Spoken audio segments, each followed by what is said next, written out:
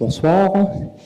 Je propose qu'on commence dès à présent la conférence. On avait une centaine d'inscrits, on est un petit peu moins et je pense que les personnes vont venir petit à petit. Je me présente, David Guyenne, vice-président de la CCI en charge du commerce. Je représente aussi Jennifer Sigaud, notre présidente, qui aurait aimé être là ce soir et malheureusement elle avait une autre obligation. Alors, je suis où ? Donc merci à vous tous d'être présents ce soir et de montrer votre intérêt pour l'e-commerce. Vous verrez à la suite, à la fin de cette conférence, que vous avez bien fait parce qu'on va vous présenter un bon nombre d'opportunités. Alors le e-commerce a longtemps été considéré comme une menace pour les entreprises calédoniennes parce qu'à l'époque on évoquait uniquement le e-commerce international.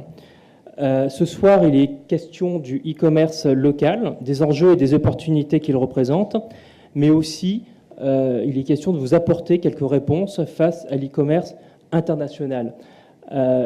Si vous voyez là, on a l'ensemble des commerces et services. On a essayé de le différencier entre la partie de gauche que je vais caricaturer par le vendeur de vêtements qui subit une concurrence internationale, et la partie droite que je pourrais qualifier du vendeur de pain qui lui est plus sur un contexte local. Donc dès qu'on s'empare des opportunités du e-commerce local, celui-ci peut être une source d'opportunités avec des forts enjeux pour toutes les entreprises du territoire, et c'est ce que nous souhaitons vous présenter ce soir. Donc le e-commerce permet de contrer la concurrence internationale ou de répondre au mieux aux différentes attentes des différents consommateurs.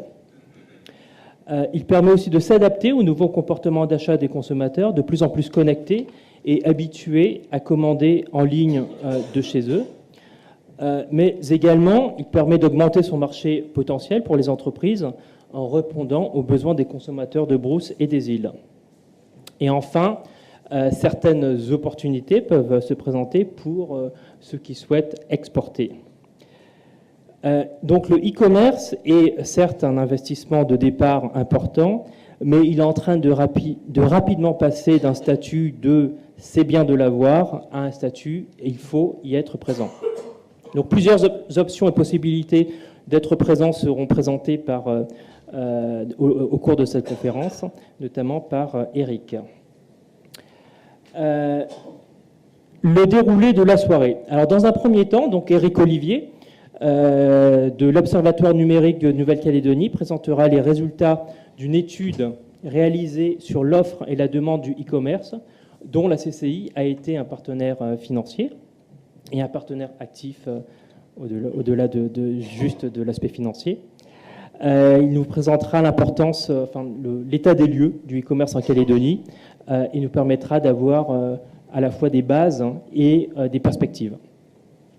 Parmi les informations qu'Eric vous communiquera, il évoquera deux freins qui apparaissent comme étant les plus significatifs. Le frein de la sécurité ou la sécurisation des paiements en ligne. Et donc nous avons invité M. Alain Wongpang de la CSB qui évoquera ce sujet. Eric Olivier présentera les questions stratégiques de l'expédition et de l'acheminement, donc essentiellement de la logistique.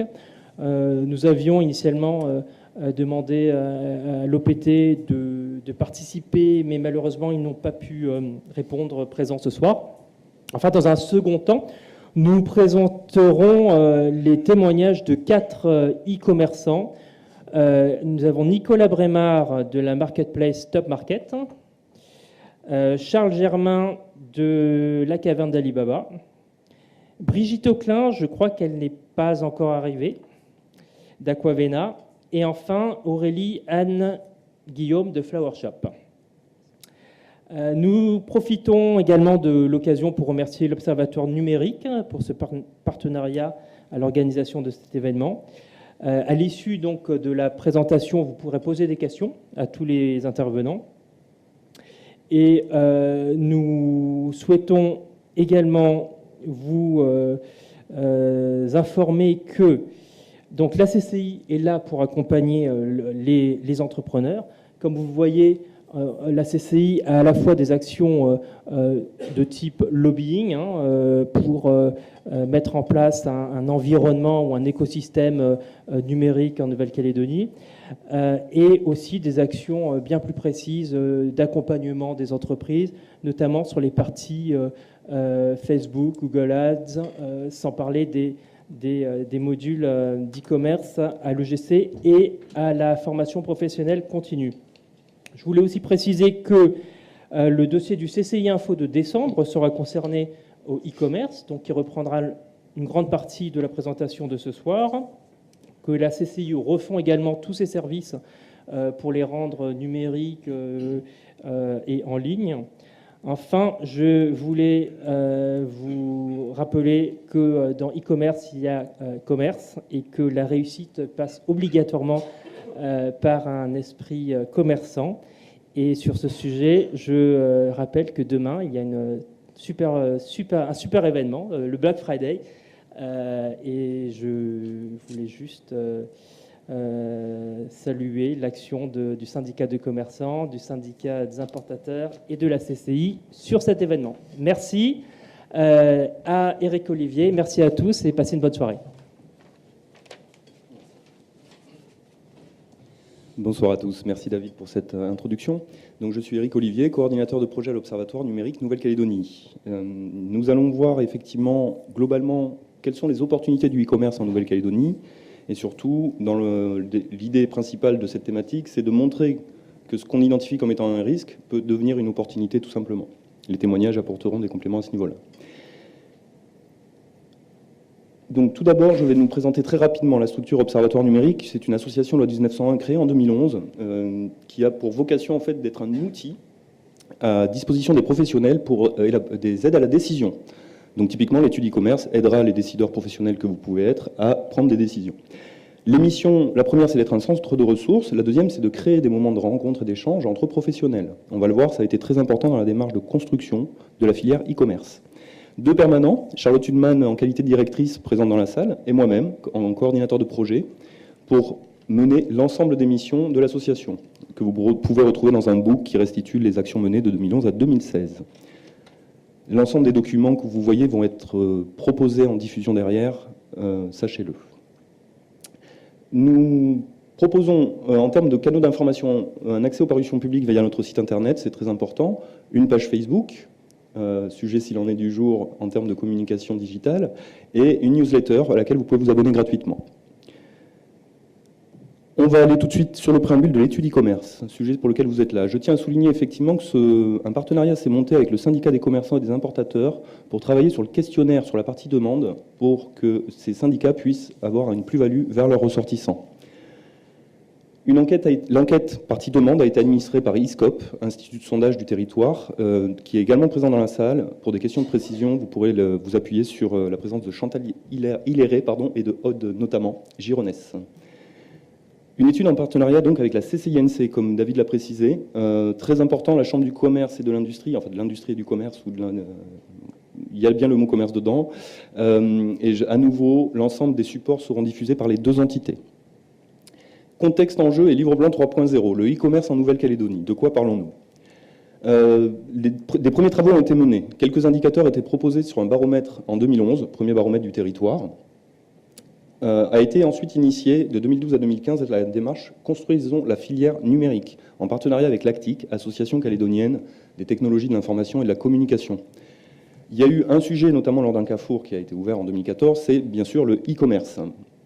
Carrefour qui a réuni des professionnels. Ce Carrefour a exigé également des études en amont, donc l'Observatoire a proposé un état des lieux du e-commerce une première fois en 2014. Également une analyse des sites web marchands sur laquelle on va appuyer un différentiel avec cette année 2017, on va le voir. Des livrables en aval, on capitalise toujours sur les rencontres. Un cahier de tendance avait été produit pour présenter les tendances du e-commerce en 2014 lors du Carrefour. Une note juridique également. C'est important pour l'ensemble des activités du commerce. Il y a des réglementations qui sont en vigueur. et un compte-rendu global du Carrefour de 17 pages. Ce compte-rendu est très important, c'est la voix des professionnels qui se sont exprimés, et en fait, il a surtout permis de servir de base pour identifier les enjeux et reporter tout ça dans un livre blanc qui a été proposé en 2014. 2 enjeux ont été définis par les professionnels eux-mêmes. Comment ne pas rater le virage du e-commerce local en Nouvelle-Calédonie face à la mondialisation des échanges? Je crois que nous l'avons bien compris avec l'introduction de David. Comment le e-commerce peut devenir une opportunité de développement économique pour le territoire? Là, il y a également des réflexions à mener, chacun de son côté, en fonction de vos secteurs d'activité, et des illustrations, encore une fois, avec les retours d'expérience, l'exprimeront bien mieux que moi. Le livre blanc 2.0. Alors, qu'est-ce qui compte dans ce livre également, au-delà du panorama et des enjeux identifiés? C'est bien évidemment de proposer des pistes d'action. Les professionnels se sont regroupés lors du séminaire fin novembre 2014, ont identifié une quinzaine de pistes d'action. 2014, c'est déjà loin, à l'heure du numérique, donc en novembre 2016, ils se sont à nouveau réunis pour réactualiser ces pistes d'action. Je ne vais pas rentrer dans le détail de ces pistes d'action, mais pour le développement du e-commerce en Nouvelle-Calédonie, nous allons voir qu'il y a 3 axes majeurs sur lesquels se sont appuyées ces pistes d'action, encore une fois. L'extrait du livre blanc 2.0 qui sera à disposition, les liens sont cliquables quand vous aurez la présentation. 5 priorités à chaque fois définies. Le premier axe, c'est structurer vraiment l'aide au développement des sites web marchands calédoniens. Donc là, on sent bien la nécessité de l'interaction et de la communication digitale. Également avec des moyens de paiement notamment. Créer un cadre de confiance, une réglementation et une fiscalité adaptée. Nous allons voir notamment le cadre de confiance côté moyens de paiement avec la CSB tout à l'heure. Faciliter l'hébergement local des sites web et la logistique d'acheminement, c'est également des enjeux très importants. Donc ce sont sur ces 3 axes que se sont appuyées l'ensemble des pistes d'action, dont ont été dégagées 5 priorités. L'offre de e-commerce en Nouvelle-Calédonie. J'évoquais l'étude menée en 2014. En 2014, il y a eu tout simplement un épluchage manuel des recherches via le référencement sur le moteur de recherche Google. Plus de 10 pages ont été explorées pour repérer les entités que vous pouvez voir à l'écran. Donc 60 sites encore une fois. À l'heure où nous parlons, donc 2014, 60 sites en .nc. En 2017, nous avons vraiment souhaité voir ce qu'étaient devenus ces sites. Et en fait, un différentiel s'est créé. Vous avez ici la liste des sites de manière quasiment exhaustive sur le comparatif à date de 2017, j'entends. Et par contre, il n'y a plus que 44 sites qui existent. Donc 16 sites ont tout simplement cessé d'être actifs. On ne dit pas qu'ils n'existent plus, on précise qu'ils ne sont plus actifs. Un différentiel donc ce différentiel de ces 16 sites devenus inactifs, il peut s'expliquer de manière individuelle. Il n'y a pas eu d'entretien mené avec ces entrepreneurs. Et la difficulté d'étudier l'offre du e-commerce en Nouvelle-Calédonie, c'est qu'il n'y a pas de code NAF pour l'instant, on va dire, e-commerçant. C'est-à-dire que l'activité première d'un secteur peut se mettre au e-commerce, mais ne peut pas être identifiée dans un premier temps. Donc, côté observatoire numérique, en tout cas, nous invitons chaque e-commerçant à se signaler auprès de la CCI, auprès de nos services par exemple, si vous souhaitez mettre en avant vos propositions. Côté demande, les internautes et les e-shoppers calédoniens. Effectivement, il faut d'abord être internaute pour être e-shopper. 77% des Calédoniens se déclarent, en tout cas, utiliser Internet. Je tiens à préciser que les chiffres que nous avons reçus suite à l'enquête terrain sur la demande correspondent de manière très proche aux chiffres que nous recevons de l'OPT Nouvelle-Calédonie. Donc c'est une progression de 10% par rapport au baromètre 2011. On était à 67% d'usagers de l'Internet. Alors, il faut savoir que ce taux d'utilisation est fortement lié aux critères sociodémographiques. On le verra en fonction des catégories socio-professionnelles et de l'âge, ça a un impact. Quand je dis on le verra, vous n'allez pas le voir forcément ce soir. Nous n'allons pas parler des ventilations par province, par âge, par catégorie socio-professionnelle. Vous aurez l'ensemble de ces éléments dans le dossier qui sera diffusé par la CCI et l'Observatoire numérique. 43% de ces internautes achètent sur Internet. Alors 43% des internautes en soi, c'est un chiffre conséquent. Si on le ramène à la population, ça correspond à 33% de la population calédonienne. Et c'est également une progression de 11% par rapport à 2011. Alors, 2011, c'est quand même à 6 ans d'écart, mais la progression est notable. On reprend ces mêmes bases pour voir ce qu'il se passe en termes d'achat entre les sites locaux et les sites étrangers. Sur la population globale, j'achète sur les sites locaux et étrangers pour 9% de la population. Là, je fais mes achats des deux côtés. Pour 2%, par contre, je n'achète que sur les sites locaux. Pour 22%, je n'achèterai que sur les sites étrangers. Et bien sûr, il y a la partie de ceux qui n'achètent pas et qui n'utilisent pas Internet. Quand on ramène aux internautes, donc 43% pour rappel, ben les chiffres montent un petit peu, ce qui nous fait un différentiel, donc un total de 11% de e-shoppers qui vont consommer sur les deux entités, 3% sur les sites locaux, 29% sur les sites étrangers. À noter, ceux qui achètent souvent sur ces sites de manière dédiée, ils vont pour des raisons, notamment en termes des achats qu'ils vont réaliser, du type d'achats qui vont être réalisés. Et en termes de fréquence, tout d'abord, avant de voir les thématiques d'achat. Plusieurs fois par mois correspond à 16% quand même de la population. Donc finalement, on a quand même tout un vivier d'internautes e-shoppers qui vont aller cliquer une forme d'achat en ligne, on va dire, on y reviendra, plusieurs fois par mois. Je vous laisse regarder rapidement les chiffres, mais la fréquence annuelle moyenne est de 7,6 achats pour les sites étrangers, de 7,2 pour les sites locaux. Par contre, il est important de faire des petits zooms. La fréquence moyenne sur les sites étrangers est légèrement supérieure à celle des sites locaux, on l'a constaté. Les pics de fréquence sont quand même par contre de 2 à 4 fois par an pour les sites étrangers. Donc 2 à 4 fois par an, on peut aussi imaginer que ça peut correspondre à certaines périodes de l'année ou à certains besoins ponctuels. 1 à 3 fois par an pour les sites locaux, mais on va le voir en fonction des items d'achat, la fréquence est beaucoup plus importante. Et ça tient surtout davantage à la nature des achats, encore une fois, finalement, qu'au profil des acheteurs. Plus il y a de l'offre disponible, plus la demande existe. Loi de l'offre et de la demande. 30% des internautes achètent au moins une fois par mois.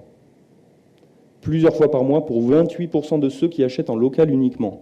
Donc la donnée donne une image faible, entre guillemets. Rappelons qu'il n'y a que 3% des internautes qui achètent en local uniquement. Par contre, quand ils achètent, c'est beaucoup plus fréquemment que les autres. Ça, c'est important de le souligner. Qu'est-ce qu'on achète en dehors de la Nouvelle-Calédonie? Même s'il y a presque tout chez nous. Alors, sur les sites étrangers, les vêtements, les chaussures, la mode, c'est la grande palme d'or, on va dire, de cette enquête. 54% des achats portent dessus. Le livre, 22%. Le livre et les biens culturels s'expliquent en partie, c'est important de le noter, par le fait qu'il y a une absence de taxation sur les biens culturels. Les pièces mécaniques et l'informatique, qui sont des achats plus conséquents et relativement lourds, il faut compter les frais de logistique associés quand même, hôtels et billets d'avion, et le reste étant de nature un petit peu plus anecdotique. Quelques points d'étonnement à souligner, quand on voit qu'il y a de l'équipement, de matériel de plongée, du sport ou de l'outillage, là ce ne sont pas des items qu'on peut estimer faire défaut sur le territoire. Par contre, il semblerait qu'il y ait peut-être une question de choix. L'habillement donc, est cité par plus de la moitié des e-shoppers. Les livres, 22%, les produits high-tech informatiques, on l'a vu. Le voyage et transport, pièces mécaniques. Les autres catégories sont citées de manière plus anecdotique. Mais, encore une fois, il y a de la demande. Côté local, parce que c'est finalement peut-être ce côté-là qui nous intéresse un petit peu plus. Qu'est-ce que nous achetons en premier?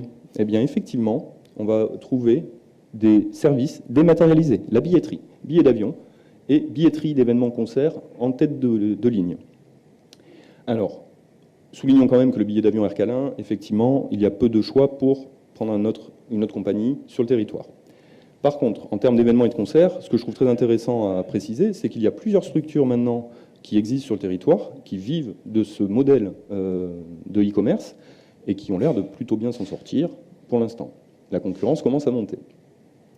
Côté hôtel, on peut présumer qu'il s'agit de réservations un peu plus orientées aux visiteurs du territoire. J'ai de la famille qui vient, j'ai des amis, je vais quand même réserver un hôtel. Depuis la Calédonie, pour la Nouvelle-Calédonie. Ou alors, ça va être tout simplement pour mon week-end en province nord, mon week-end en province des îles, ou en province sud, loin de Nouméa. Les vêtements chaussures mode, quand même, représentent 14%.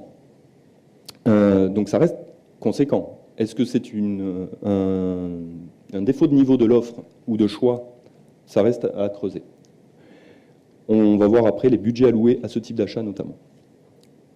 L'alimentaire, 8%. Alors, il n'apparaissait pas dans les sites étrangers ou de manière très anecdotique. De mémoire, 3%. Effectivement, consommer de l'alimentaire à distance, c'est un petit peu plus compliqué. C'est des denrées périssables par nature, la plupart du temps en tout cas.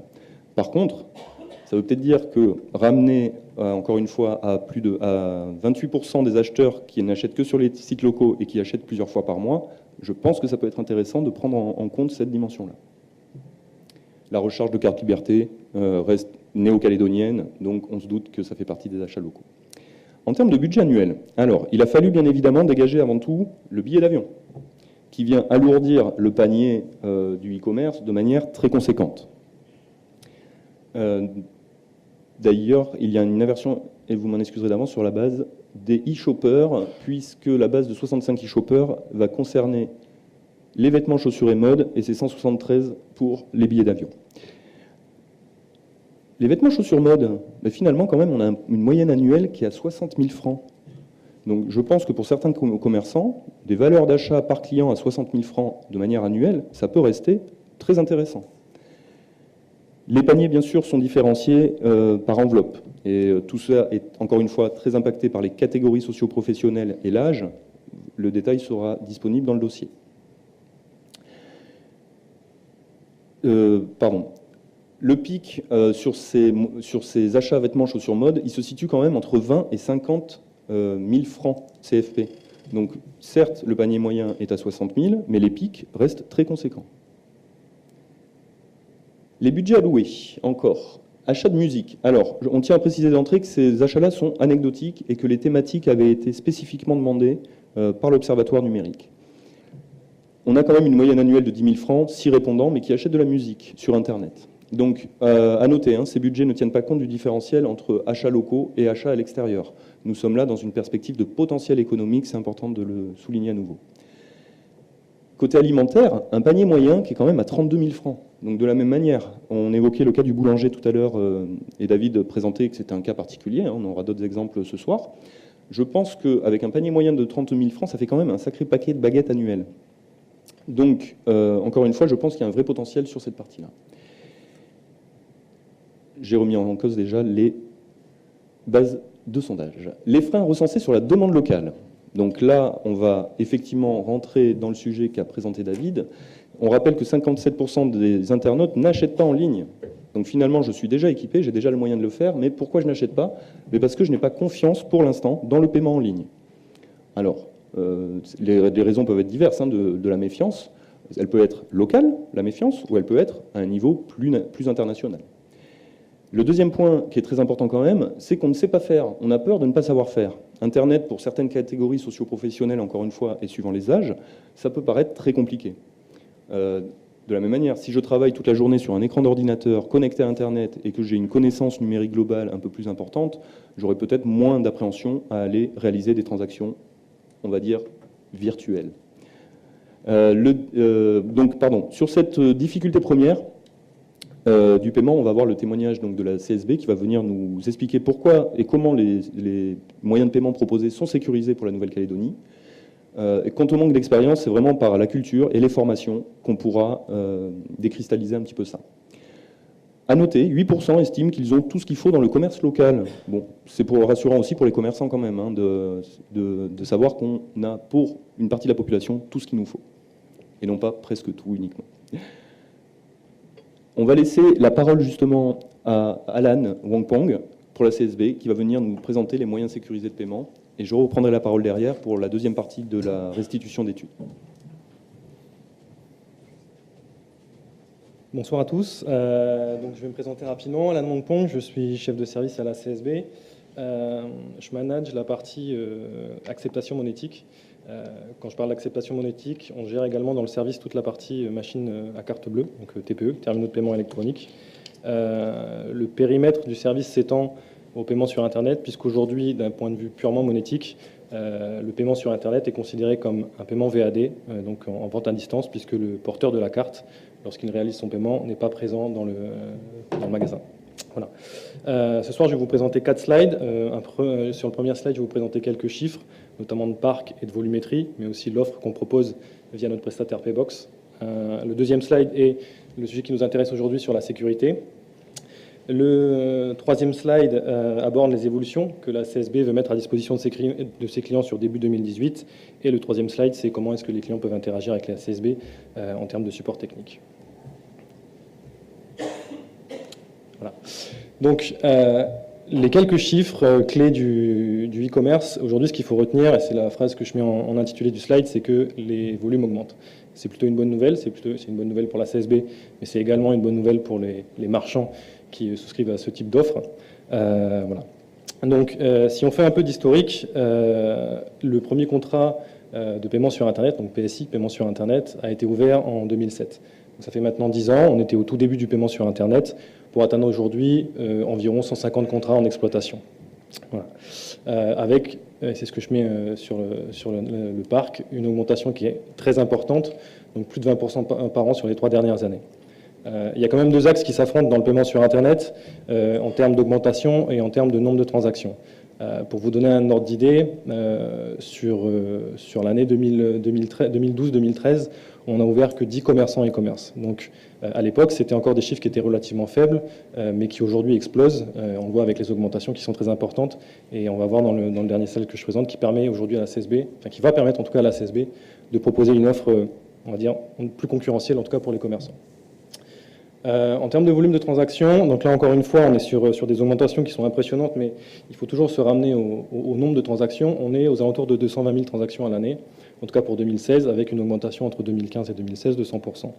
Ce qui veut dire aussi que c'est sur 2014, on était aux alentours de 100 000 transactions par an, donc on a connu une forte augmentation, ce qui permet aussi également d'atteindre, et on va le voir aussi, des modèles économiques un peu différents en termes de facturation pour les commerçants calédoniens. Et du coup répercuter sur le client qui va faire ses achats sur du e-commerce en Calédonie. Voilà, au niveau des offres, donc on a 3 offres disponibles, mais qui amènent le même niveau de sécurisation.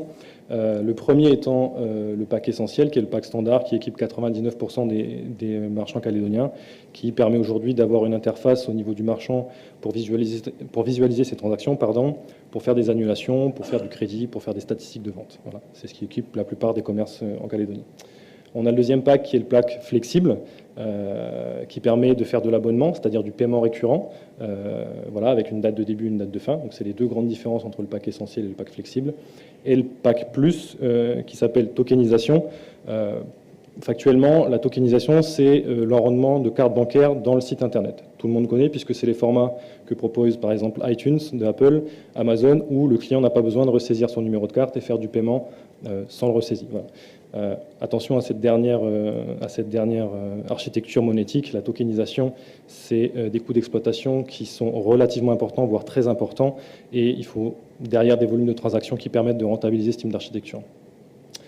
Et aujourd'hui, au niveau des cartes acceptées, alors on accepte les cartes Visa et Mastercard avec la solution Paybox. On n'accepte que la carte Visa, mais en même temps, c'est celle qui couvre quasiment 100% des Calédoniens. Puis voilà, on a tous une carte Visa ou Master qui couvre avec notre compte bancaire, donc ça couvre quand même une grande partie des moyens de paiement. Donc voilà pour ce qui est des volumes. Le prochain slide, c'est la partie sécurisation. Donc il y a 3 niveaux de sécurisation à faire quand on fait du paiement sur Internet avec des méthodes et des acteurs différents. Aujourd'hui, dans le milieu monétique, on a une seule règle qu'on doit respecter, c'est la règle qu'on appelle PCI DSS. Donc je le mets, c'est le Payment Card Industry Data Security Standard.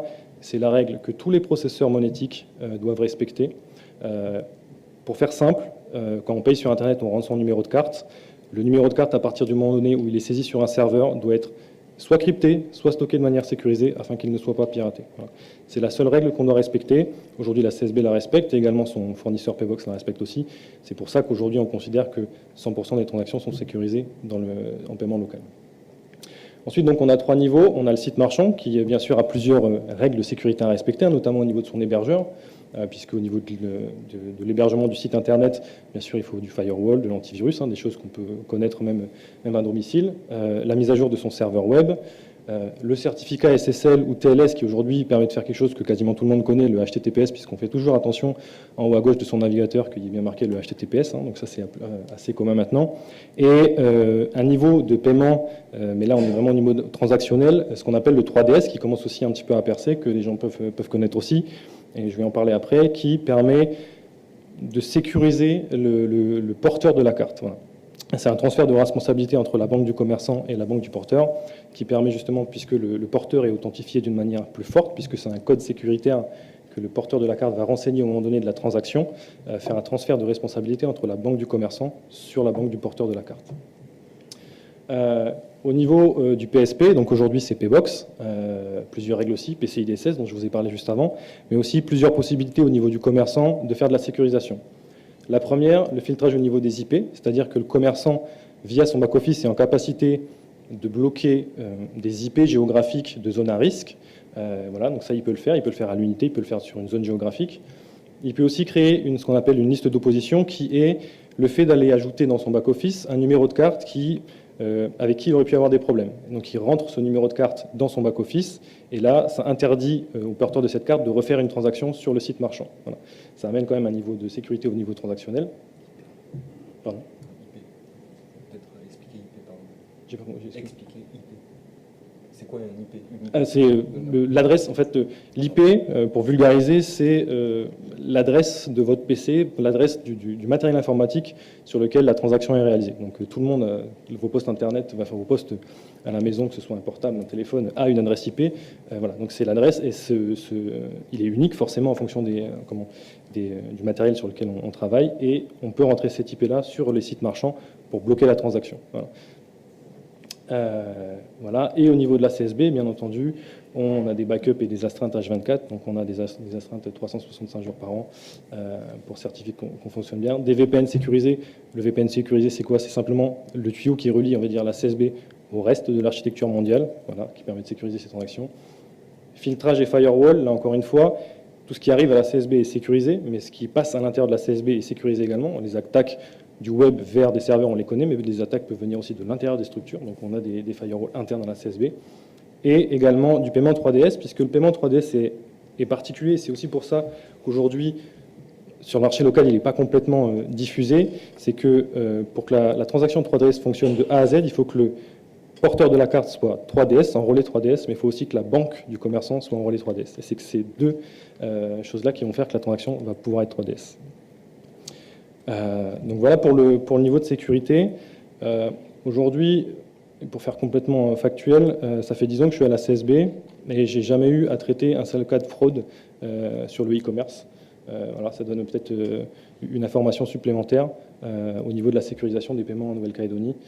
Voilà, c'est assez pragmatique parce que, a priori, les chiffres montrent que c'est la sécurité qui pose peut-être ou qui freine un petit peu, puisque aujourd'hui, le domaine du paiement sur Internet est très, très sécurisé. Voilà. Ou en tout cas, il est régi par des règles qui sont obligatoires pour les processeurs de paiement par carte, voilà, qui permettent de sécuriser vraiment, réellement le flux bancaire.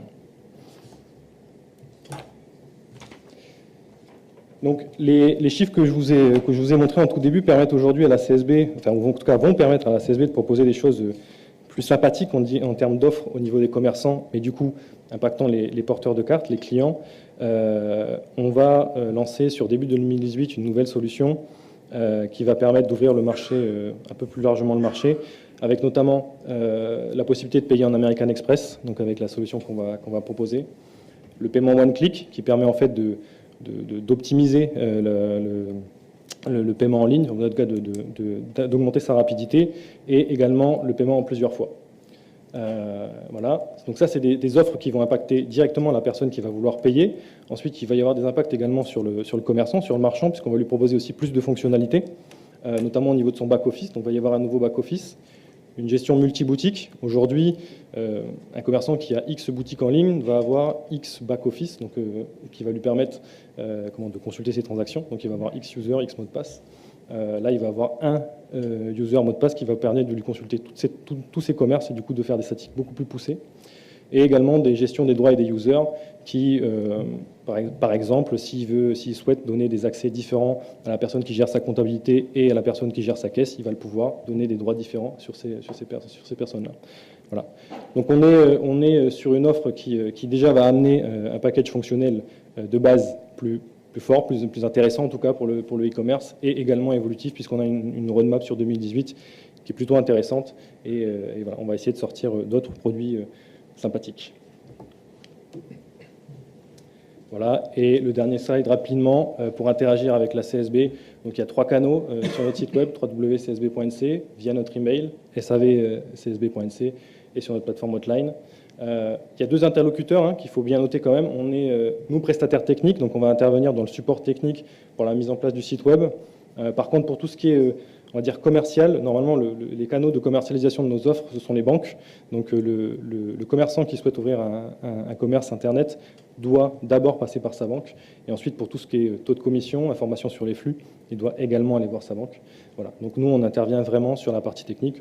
On échange régulièrement avec des gens qui sont dans la salle, des choses comme ça. Mais c'est vraiment dans le domaine technique, sur la partie commercialisation, c'est la banque qui prend ça en charge. Voilà. Donc j'ai fini pour moi, et c'est avec plaisir que j'échangerai avec vous après la présentation si besoin. Merci Alan, même si je suis un peu déçu parce que je croyais que j'allais avoir un passe-droit.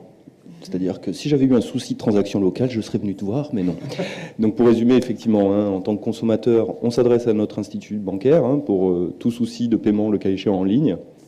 On vérifie avant si notre carte bleue n'est pas périmée, tout simplement. Et bien sûr, pour les commerçants, on peut s'adresser aux services proposés. Je souhaitais vous poser une question avant d'aller sur les réseaux sociaux, c'est savoir qui dans la salle a déjà réalisé un acte d'achat sur Internet. Donc il y a beaucoup d'internautes dans la salle, je pense, par rapport à la population globale. Et qui, dans la salle, a déjà vendu quelque chose sur Internet ? Donc nous avons effectivement des professionnels. Important, et je le souligne, le nombre d'indicateurs dont on aurait besoin sur le e-commerce, il est énormissime. Nous avons déjà eu en fait, un partenariat et une négociation très serrée avec l'Institut de sondage qui nous a fait grâce de beaucoup d'indicateurs. Je tenais à le souligner là. Maintenant, on va voir justement la place du Web 2 et du Web dans la démarche d'achat. On n'oubliera pas qu'on va parler de plusieurs populations, celles qui sont internautes, qui ne le sont pas, et qui sont e-shoppers, pardon, qui ne le sont pas, mais même les non-e-shoppers s'appuient là-dessus pour percevoir des offres. Qui consulte les réseaux sociaux? Alors, tout d'abord, qui dans la salle a une page réseau social? On va dire un profil, un compte. D'accord? Donc là, on parle d'un profil personnel. Qui a une page professionnelle? D'accord, donc une belle proportion. Effectivement, 80% des internautes calédoniens sont présents sur au moins un réseau social. Ce que je trouvais intéressant à souligner, et c'est une des précisions que vous aurez durant cette présentation, c'est en fonction de l'âge.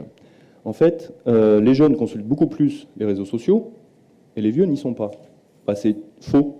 C'est un peu la fin d'un mythe. En fait, les 40 ans et plus sont moins nombreux, certes, mais ils sont quand même 67% à être sur les réseaux sociaux, et les moins de 40 ans, 89%.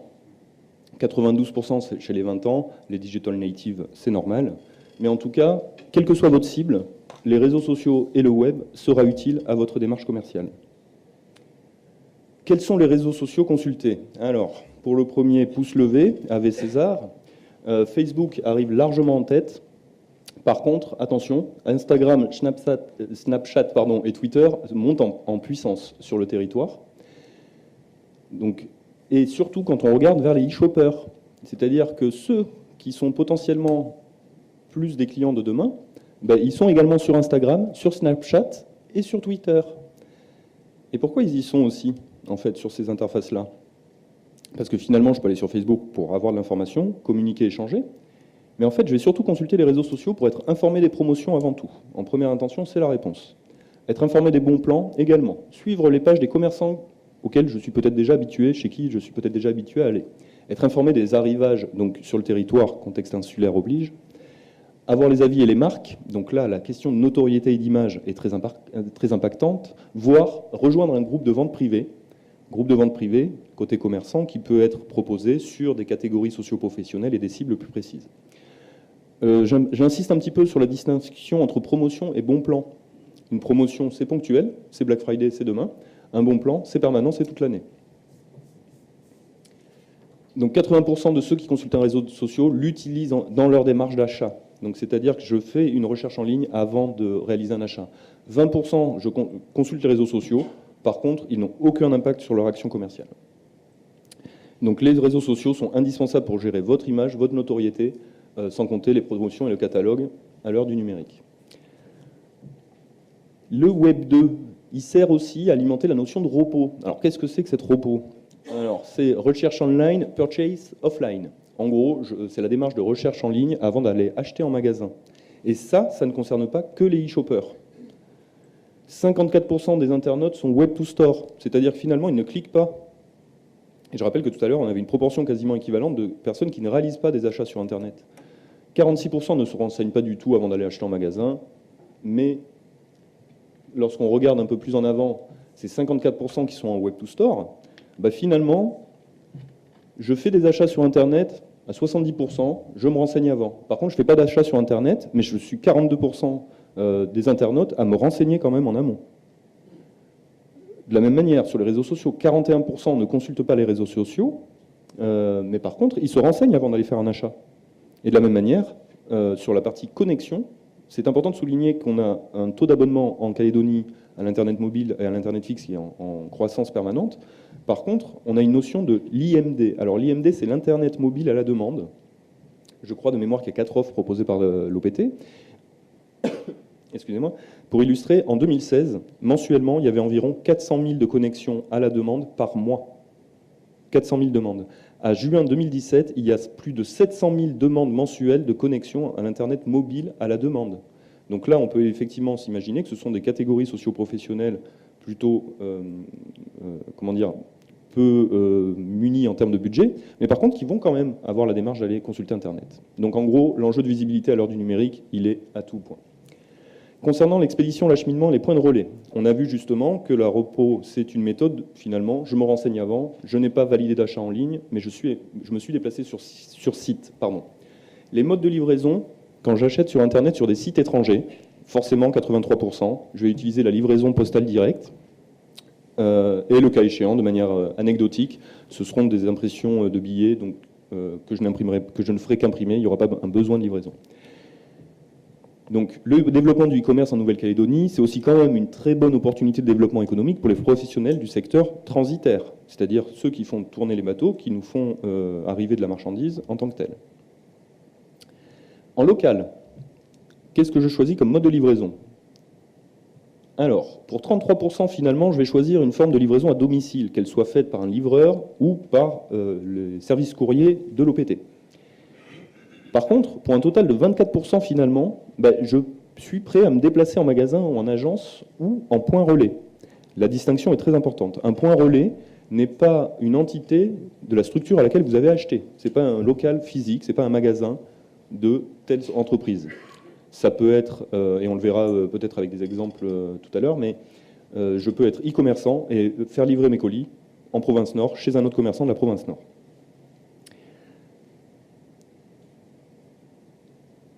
Comment on peut booster cette activité en termes de transport? Alors, on peut optimiser les flux existants ou créer de nouveaux modèles.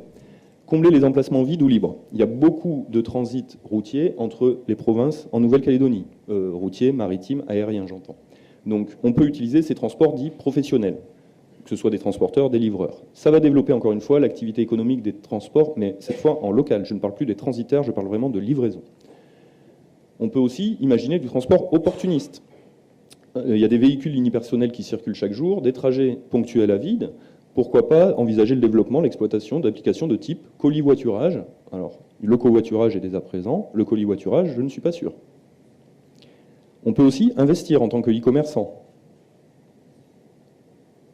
En tant que e-commerçant, je peux avoir un véhicule, voire une flotte de véhicules. Eh bien, je peux, pourquoi pas, proposer ces véhicules en mutualisation de moyens avec d'autres commerçants également.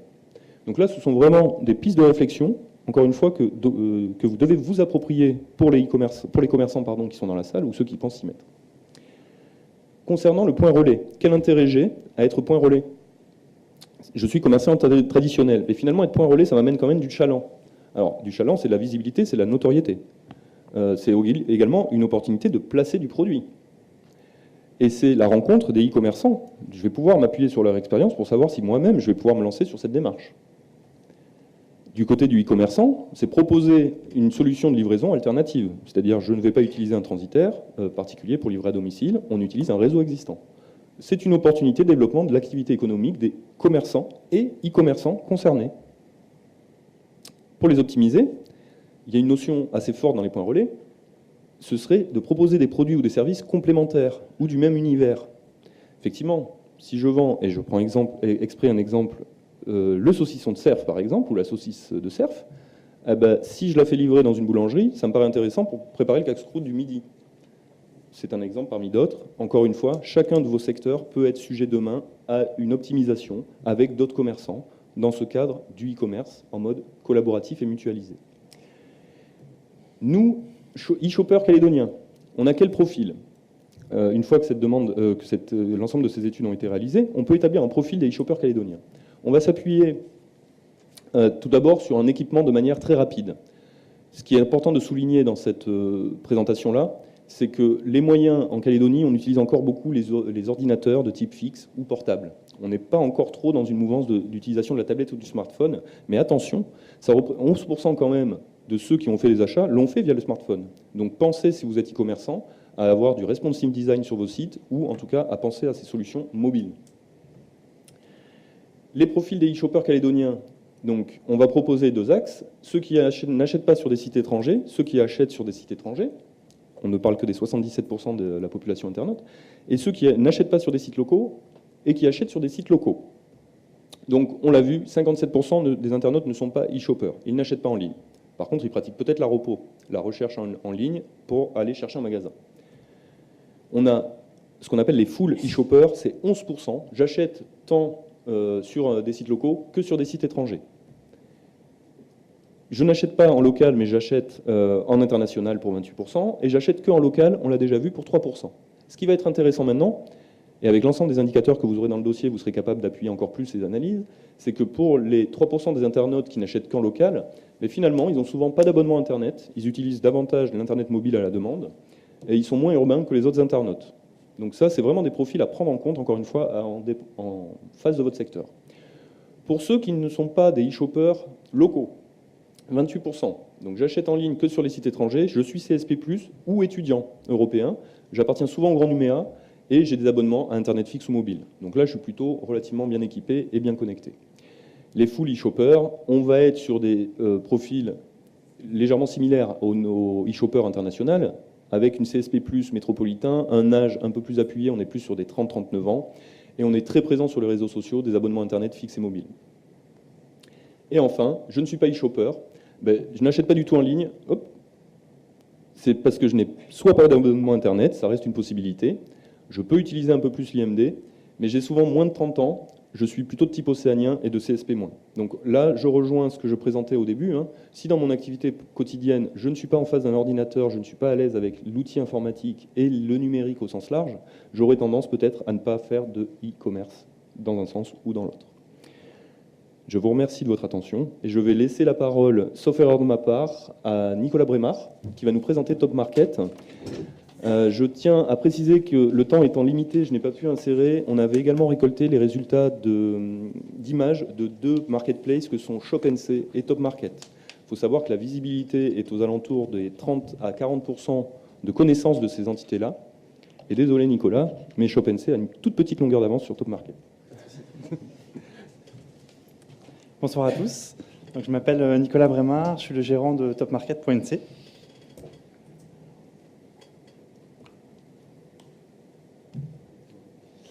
On a créé topmarket.nc en 2014. On a fait une petite analyse de marché en 2014 et il se trouvait que vraiment l'environnement était très favorable au développement du e-commerce. On s'est rendu compte que il y avait une explosion du numérique qui était vraiment en train d'exploser en Calédonie, une population à forte consommation, une partie de la population qui habite à Nouméa, mais qui a de plus en plus de mal à se déplacer à cause des bouchons, qui a du mal à trouver des places en centre-ville et donc à acheter en centre-ville, et une partie de la population en brousse qui a accès à une offre de produits très limitée. Pourtant, en fait, quand on faisait un constat, il y avait finalement très peu de sites e-commerce avec des produits. On parlait de 60 e-commerçants, mais en fait, des sites qui fonctionnaient vraiment, il n'y en avait pas. Donc il y avait de la place, mais on a essayé de comprendre pourquoi il n'y avait pas de site qui avait réussi à décoller sur du e-commerce, vente de produits. Et en fait, la principale raison, c'était que la création d'un site internet e-commerce pour un commerçant était beaucoup trop cher. Le budget variait entre 500 000 francs et 1 million de francs, et c'était beaucoup trop cher pour un commerçant, vu la taille du marché qu'il allait toucher en Calédonie. Donc nous, on a conçu vraiment tout notre modèle autour de la mutualisation pour baisser au maximum le coût de création d'un site internet pour un commerçant et lever tous ces obstacles qui empêchaient le commerçant de se lancer de façon rentable sur Internet. Et donc le modèle qu'on a construit, Il s'appuie sur une plateforme mutualisée qui est composée de 3 briques. On a une brique qui est la place de marché généraliste, c'est le site topmarket.nc. C'est un peu comme un hypermarché. On va trouver tous les produits de tous les commerçants qui sont partenaires. Aujourd'hui, on a un peu plus de 35 000 produits, 100 vendeurs. L'idée, c'est vraiment pour le consommateur d'avoir un site unique. On peut trouver tout type de produits, des idées cadeaux, des produits de beauté, des téléphones. Et on peut comparer les prix entre les vendeurs, acheter en ligne et se faire livrer. Pour la partie livraison, on a dû créer une plateforme de livraison parce que l'offre de l'OPT ne convenait pas au standard e-commerce qu'on voulait mettre en place. Et on est parti, voilà, on a étudié plein de transporteurs différents et on a créé une plateforme mutualisée qui permet de livrer rapidement sur toute la Calédonie.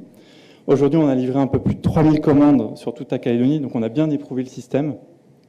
Et le gros avantage de cette plateforme pour les commerçants, c'est qu'on s'occupe de tout. On vient chercher le colis chez le commerçant, il n'a pas à transporter les colis, à trouver les transporteurs, et ensuite on livre sur toute la Calédonie.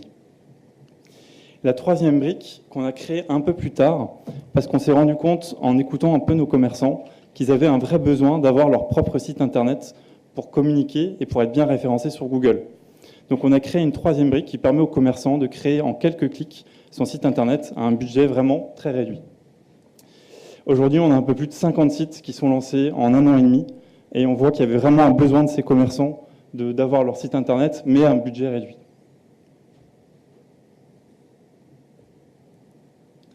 Et donc pour illustrer un peu les avantages de notre solution, on a fait une petite étude de cas sur un commerçant classique, un commerçant qui marche bien, qui joue le jeu avec nous. En termes de coût, son site internet va lui coûter 100 000 francs. Donc à comparer aux 500 000 francs ou 1 million de francs dont je parlais avant, donc on a divisé le budget par 5 ou par 10 pour créer son site. Il y a ensuite un abonnement de 12 000 francs par mois pour le support, la maintenance et l'hébergement. Et ensuite des frais par vente de 10% qui vont en fait couvrir les frais bancaires et les frais de livraison. Et avec cette offre qu'on peut lancer en quelques semaines, même pas, le commerçant va pouvoir commencer à faire ses premières ventes. Et les commerçants, au bout de 2 ou 3 mois, vont faire leurs premières ventes. Et dans les retombées qu'ils vont avoir, donc la première, et le but initial, c'était de faire des ventes en ligne. Globalement, ils vont faire entre 30 000 francs et 200 000 francs par mois de ventes en ligne additionnelles sur Internet au début, sachant qu'on est au tout début du e-commerce et qu'on fait x2 tous les ans. Avec certains commerçants qui arrivent à faire des pics à 1 million de francs par mois sur des périodes de fêtes. La deuxième retombée qui est mesurable, ça va être la visibilité sur le site, c'est le nombre de visiteurs. Globalement, on va avoir entre 500 et 2000 visiteurs par mois sur un de nos sites qui fonctionne pas mal. Et l'avantage, comme Eric en parlait tout à l'heure, c'est cette tendance qu'on appelle le Web to Store. Tous ces visiteurs, il y en a une partie qui en fait est sur le site pour consulter, voir des prix, etc., qui va ensuite se déplacer en boutique pour acheter. Donc vraiment, l'avantage du site, c'est pas que de faire des ventes en ligne, c'est aussi d'amener du flux dans la boutique physique. Un autre avantage qui est vraiment lié à notre solution, c'est que le commerçant va avoir son site, mais tous les produits qu'il aura sur son site vont aussi être dupliqués sur la place de marché. On va lui apporter une visibilité et on va surtout créer des nouveaux types de commandes. On va avoir par exemple des consommateurs qui vont aller sur Top Market parce qu'ils achètent tous les mois leurs lentilles. Ils vont voir qu'il y a des chocolats, de chocolat Morand. Ils vont se dire, tiens, ça fait longtemps que je n'ai pas offert un cadeau à ma copine. Je vais ajouter des chocolats dans ma commande. Ils vont faire une commande mutualisée, chocolat, lentilles. Et on a tous les cas possibles où on a des mélanges de produits, comme à l'hypermarché, de commandes mutualisées. Et on crée vraiment des nouveaux types de commandes et des nouvelles commandes. Un des points clés aussi du site internet, c'est le référencement Google. Aujourd'hui, pour un commerçant, quand on tape des mots-clés liés à son activité, c'est super important d'être sur la première page de Google.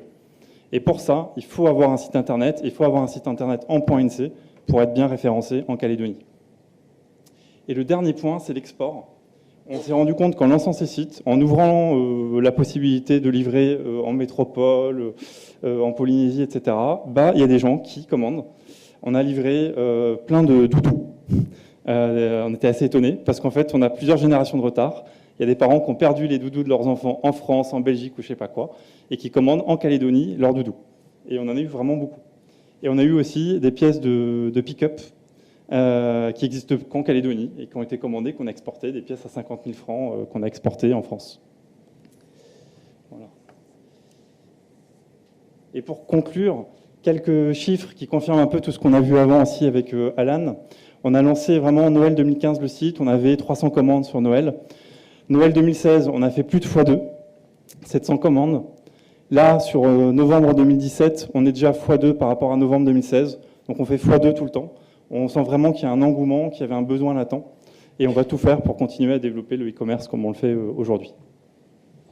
Je laisse la main à Charles Germain. Ça marche, oui. Donc je m'appelle Charles Germain, donc je suis co-gérant de...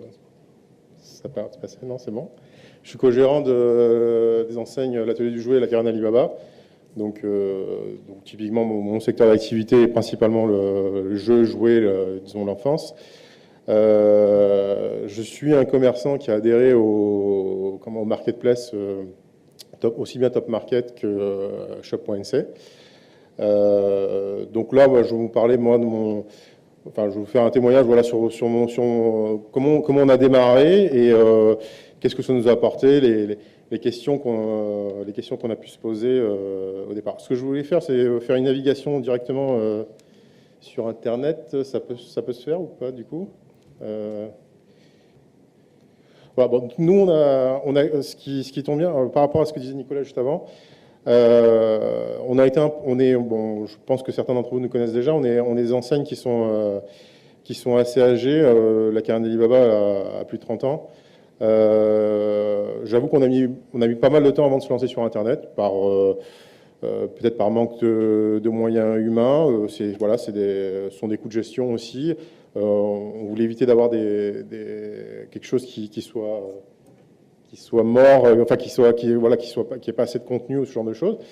Et le moment où on a décidé de faire le pas, parce qu'effectivement, il y a un moment il faut bien le faire, parce que sinon ça. Ah, on peut pas avoir le. D'accord. Bon, bah tant pis, c'est pas grave. Alors, ok. Donc on a mis un peu de temps avant de se lancer, et quand on s'est lancé, en fait, ça correspond à peu près à la période qu'a annoncé Nicolas, donc aux alentours de 2014. Alors l'idée pour nous, c'était pas du tout de faire du commerce en ligne au tout départ, parce que Nicolas a très bien résumé. Déjà la charge de travail pour alimenter un site internet, plus le coût que ça représentait à l'échelle du marché calédonien, ça représente, enfin, effectivement, c'était un frein trop important. Donc, on a découvert les marketplaces. Ça nous a tout de suite intéressé parce que c'est vraiment, en fait, le maître mot, je pense, c'est la mutualisation. Là, en Calédonie, on est en plein dedans. Et quand on dit mutualisation, en fait, ça veut dire même éventuellement dire mutualiser des moyens avec nos potentiels concurrents. Hein. Donc, c'est des choses qui ne doivent pas être tabous. Hein. Il ne faut pas qu'on en ait peur. Donc, voilà, quand on a commencé est-ce qu'on arrive à avoir quelque chose ou pas? Non. Bon, c'est pas grave, je vais continuer. Donc, quand on a commencé, donc là, je vais prendre l'exemple Top Market, qui a été présenté juste avant.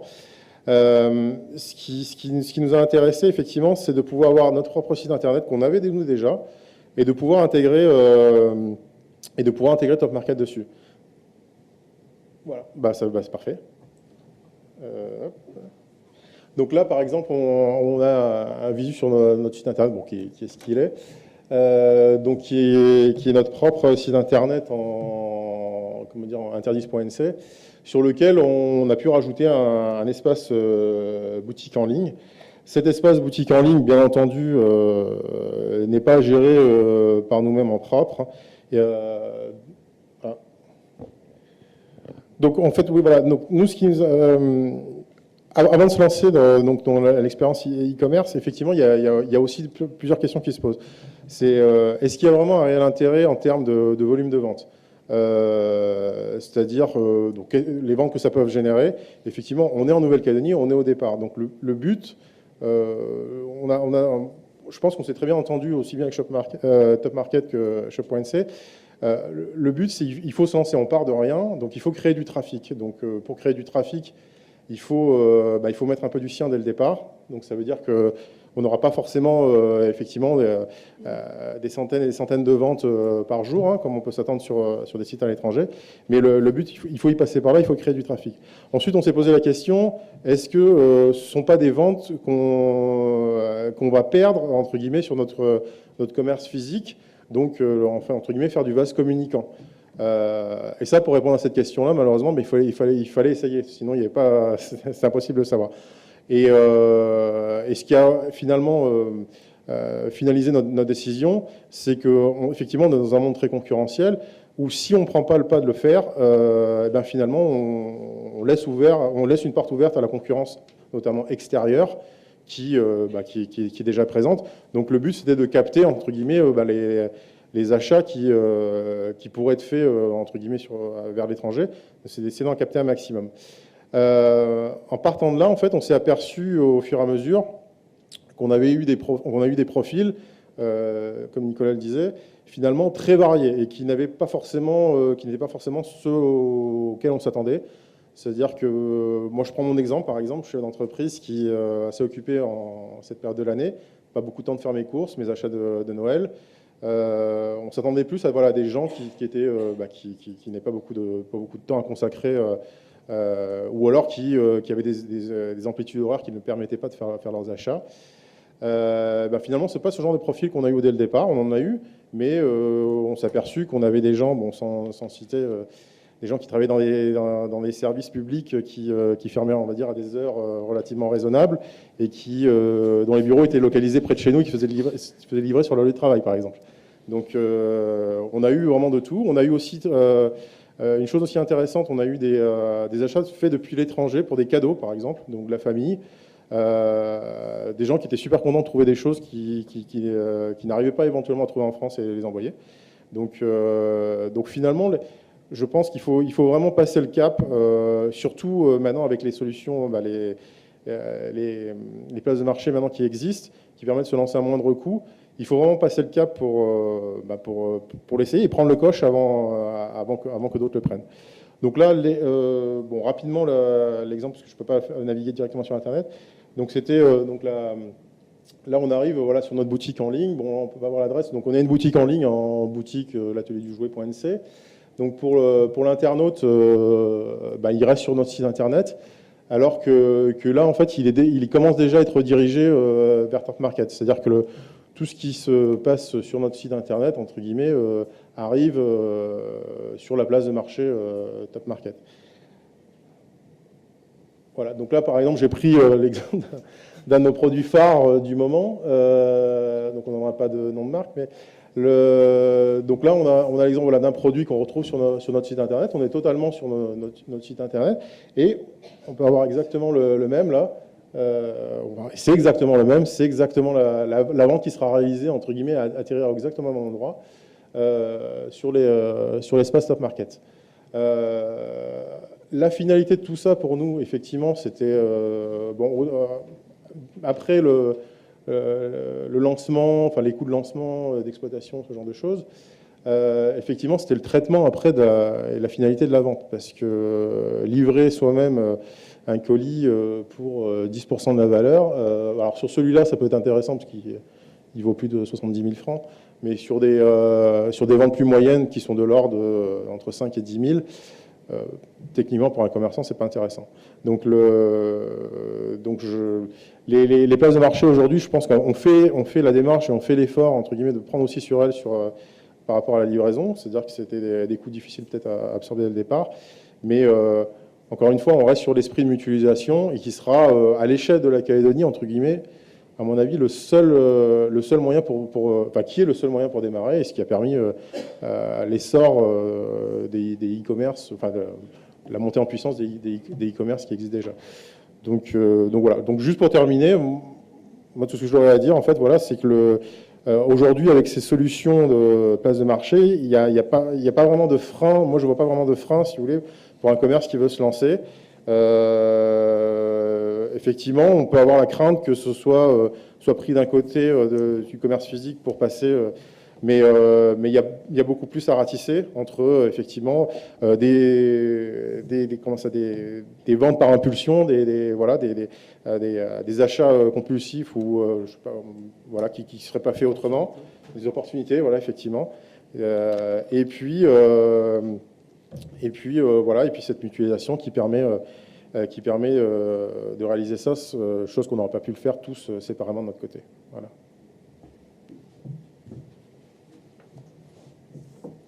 Merci Charles pour cet éclairage.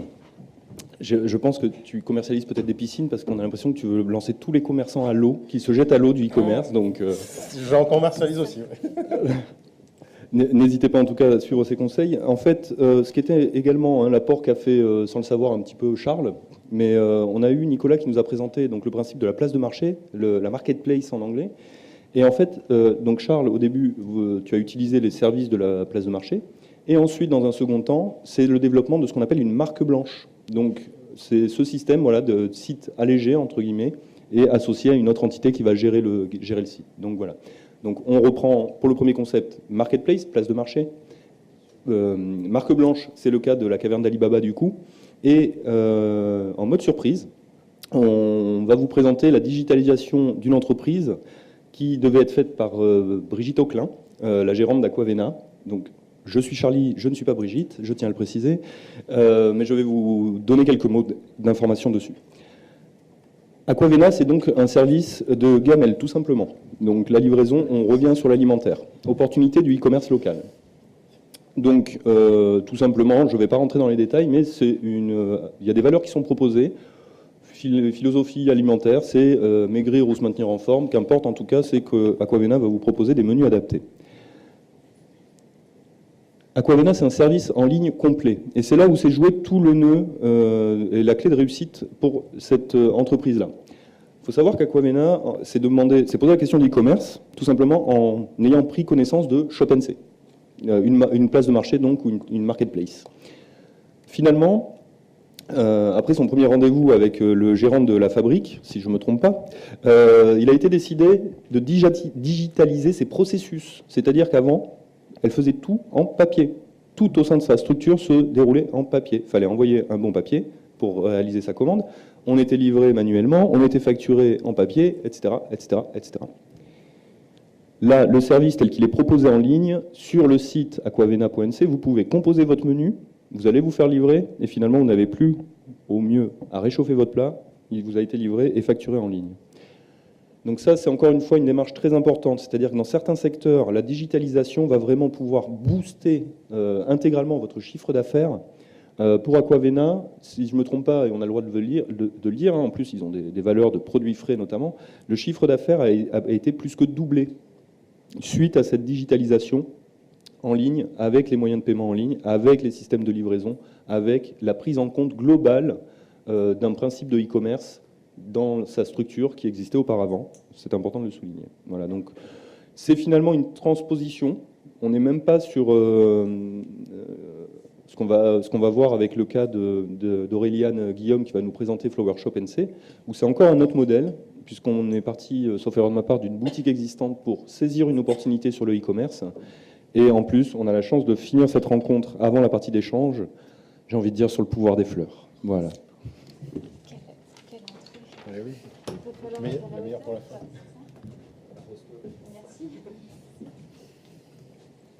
Alors bonsoir, je suis Auréliane Guillaume. Merci d'être là.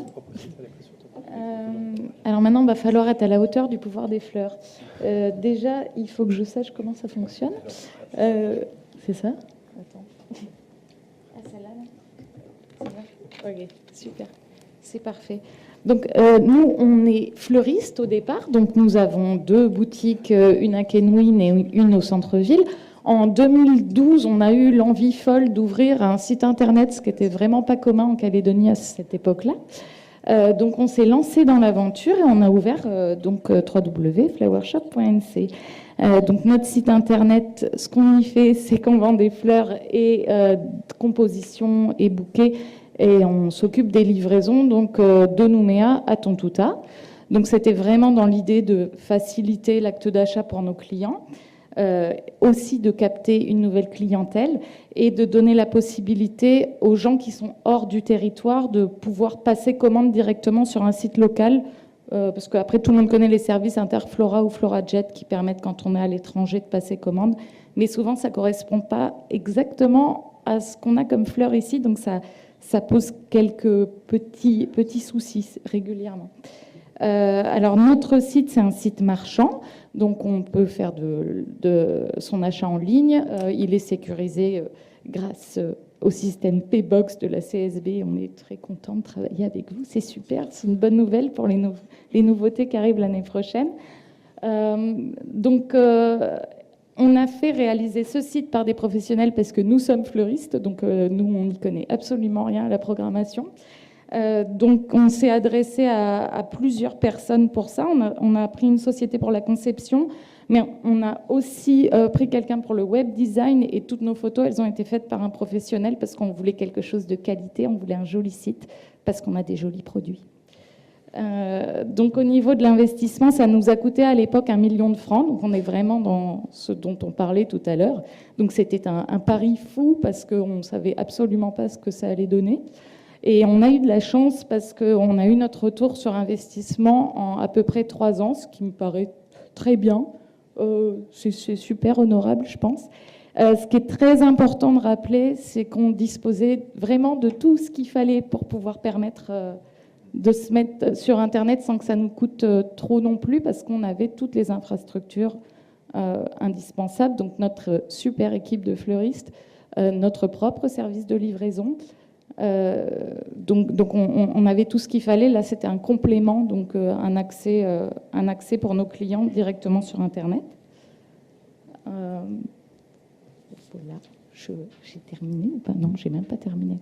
Donc en fait, voilà, s'implanter donc sur Internet, ça nous a permis d'offrir un plus grand choix. Comme nos boutiques au niveau de la surface de vente, c'est assez limité et qu'on peut pas produire 200 bouquets de fleurs pour la même journée parce que la Calédonie, c'est pas encore assez grand pour ça.